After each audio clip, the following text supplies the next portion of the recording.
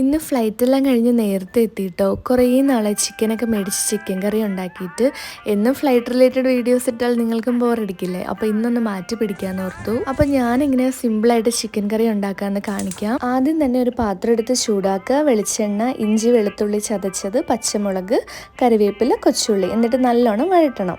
അതിനുശേഷം സവാള ഇട്ട് കൊടുക്കുക. എന്നിട്ട് സമയം എടുത്ത് നല്ലോണം വഴറ്റി വന്നതിന് ശേഷം ആവശ്യത്തിന് മുളക് പൊടി, കുരുമുളക് പൊടി, മല്ലിപ്പൊടി, പിന്നെ ലേശം മഞ്ഞൾപ്പൊടി ഇട്ടിട്ട് നല്ലോണം മിക്സ് ചെയ്യുക.